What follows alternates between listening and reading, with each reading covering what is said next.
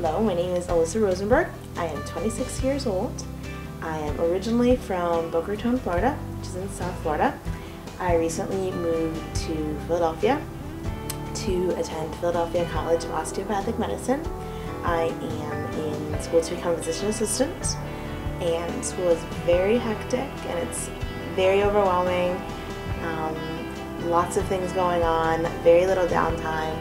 So because of that, I definitely felt that I needed an outlet for my stress and just something to do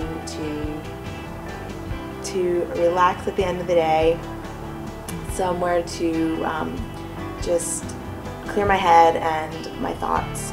So I decided to take up knitting to be with my thoughts, calm myself down after a hard day of stressful studying, tests, and lots of things going on. And I really find that the knitting helps me to unwind at the end of the day.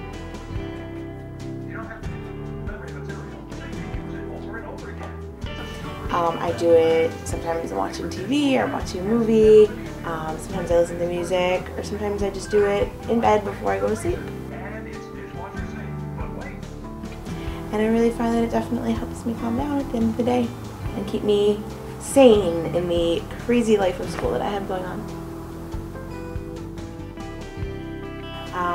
I thought about it and thought about what I wanted to do to pass the time, to calm myself down. So I looked into it and I found this book called I Taught Myself Knitting, and it was very easy, and with that I taught myself knitting. And this is my current piece. It is going to be a poncho for my dog Norton.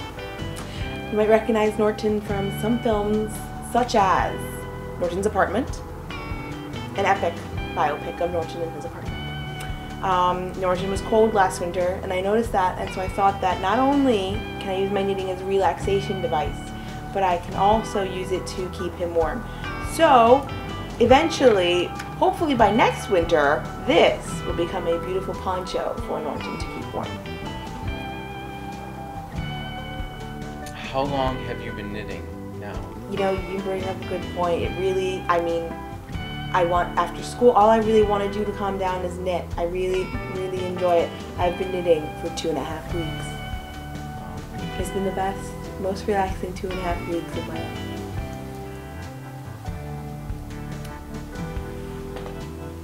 My inspiration for everything.